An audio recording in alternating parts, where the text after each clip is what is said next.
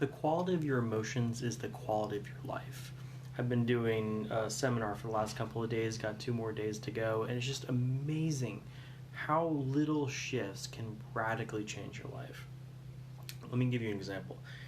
If you encounter, let's say, traffic, that's a pretty universal experience for most of us, at least in America.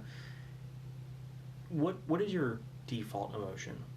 Is it anger? Is it frustration? Is it, curse words coming out the wazoo? Are you screaming at the car in front of you even though that nobody's going anywhere? This is your emotional home. These are the place you're going to retreat to whenever you're in default mode.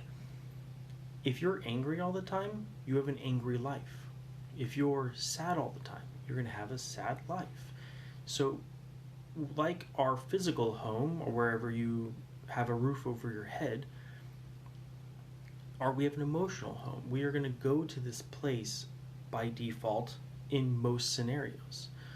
So when we can identify where our home is and make a little shift to that place, we can radically change everything else.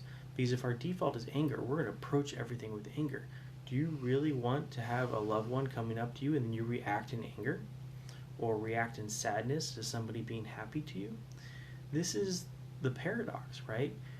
When we have these belief structures within us that in our emotional patterns, we are not our thoughts, we are our patterns, because the patterns control so much of our lives. So if we can identify which patterns are helpful and which patterns are not, we can make little shifts to those patterns and make massive changes down the road because we're facing a better direction. So where's your home? Is it positive? Is it negative? Is it helpful? Is it harmful? And then start making decisions based around that. What am I going to focus on? Am I going to focus on the fact that there is traffic? Or am I focus on the fact that I now have an opportunity to turn my car into education, right? Download an audiobook, whether it be for entertainment or personal development. Right? If we're not growing, we're dying. There are 4 levels of basic needs for the body, and then there's 2 basic needs for the spirituality. I don't necessarily mean religion, although that could mean that to you. But if you have the 4 basic needs, you can survive, but you're not happy. Western society, we focus so much on those 4 basic needs and forget all about the spiritual needs.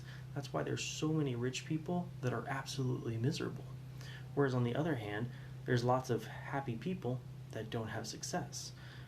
Let's marry those 2 up. Let's have both. So if you can shift a little bit from what you're focusing on the negative versus focusing on the positive, you got about a 90-second window. You can interrupt these patterns. And the more you interrupt those patterns, they start breaking down and then put a new pattern in. So instead of saying, oh, that effing traffic, right? You could say, an opportunity to learn because I can put an audiobook on and better my life. Change that time to something useful. And we can do that in all areas. Let's say somebody just stole $50,000 from you. Bad day, right? But if you go, that's interesting, totally radically changing the thought process. You're going from a place of anger and frustration and violence to a place of curiosity. And when you're curious, when you're in a positive state, you find solutions. When you're in a negative state, all you find is more problems. So it's really fascinating how we can just make these tiny little verbiage tweaks and focus tweaks and physiological tweaks. So if we do some jumping jack, get your body moving, because when our body's moving, we're producing endorphins, we're producing dopamine, we can think more clearly, we can think more positively. Whereas if we're stagnant, if we're slouched forward versus sitting up in a power posture, our body then responds to that because the body creates emotion, the thoughts also create emotions. But they're all synced, right? If we change our language, we change our state. If we change our physiology, we change our emotions. They're all linked together. If we change one, the others follow. So even if you may not feel happy, if you smile, the smile itself will start creating the happiness. So they're all linked. And our focus, wherever our focus goes, so does everything else.